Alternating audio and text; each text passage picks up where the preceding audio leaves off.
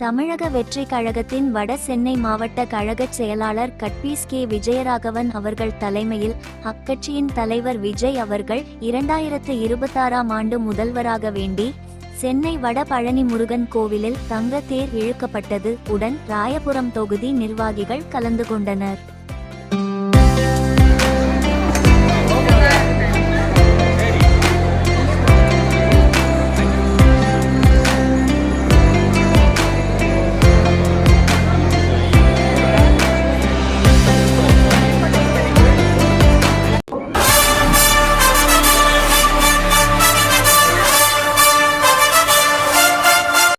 என்னுடைய பேரு கே விஜயராகவன்.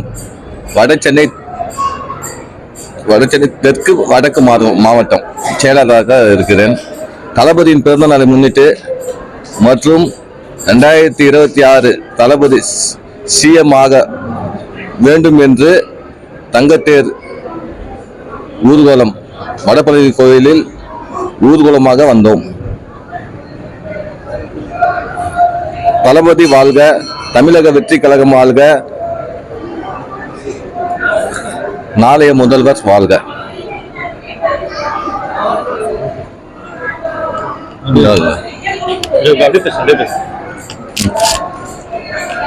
ராயபுரம் தொகுதி தெற்கு வடக்கு மாவட்ட இணைச் செயலாளராக இருக்க ராயபுரம் ஜெகன்.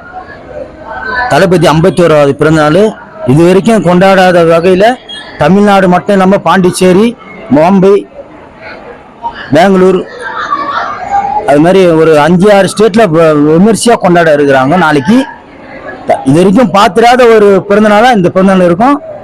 நல்லா சிறப்பாக கொண்டாடுறதுக்கு எல்லா ஏற்பாடும் நாளைக்கு தடைப்பட ஏற்பாடு பண்ணியிருக்கிறோம். ஆளுங்கட்சி அரண்டு போற அளவுக்கு நாளைக்கு இருக்கும் தமிழ்நாடு முழுவதும். அந்த மாதிரி ஒரு செலிப்ரேஷன் நாளைக்கு கொண்டாட இருக்கிறோம்.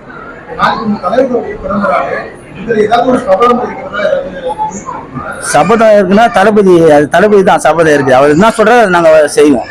தளபதி என்ன சொன்னாலும் அதை வழி முடிஞ்சு நாங்க நடக்க ரெடி.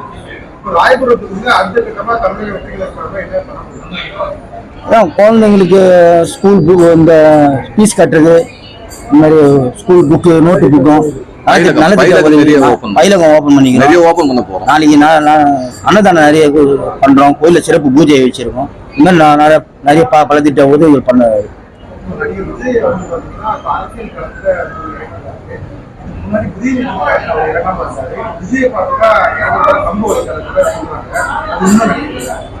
அதெல்லாம் கிடையாது. அவரு வாரிசுன்றதுனால வந்திருக்காரு. அவரு ஒரு அடையாளம் தேவை சினிமாவுக்கு வந்தாரு.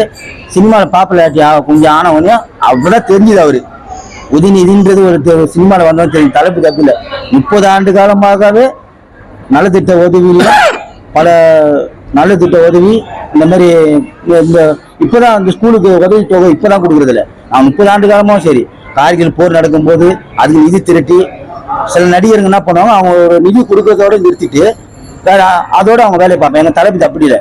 ஒரு ஏரியாவிலையும் அந்தந்த நிர்வாகிகளை நிதி தண்டி கார்கில் போருக்கு, இந்த மாதிரி குஜராத் பூகம்பத்துக்கு அதுக்கெல்லாம் நாங்க நிதியா போய் டொனேஷன் தண்டி நாங்க அனுப்பிச்சிருக்கிறோம். அதே மாதிரி ஒரு இந்த பேரிடர் காலத்துல எல்லா இடத்துலயும் பாதிக்கப்படும் போது நாங்க எங்களால் முடிஞ்ச உதவியை நாங்க திரட்டி கொடுத்துருக்கோம் எல்லாத்துக்குமே.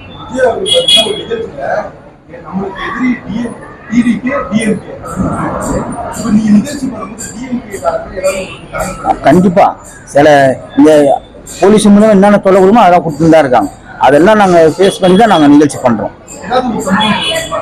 இப்போ போன நிகழ்ச்சி கூட சேர் இப்படி போடுங்க, இப்படி வழி விடுங்க.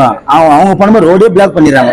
ஒரு மெயின் ரோடு நாங்க பண்ணும்போது வழி விடுங்க, சேர் இப்படி போடாதீங்க, அப்படி தள்ளி போடுங்கன்ற மாதிரி எல்லாம் கொடுக்குறாங்க.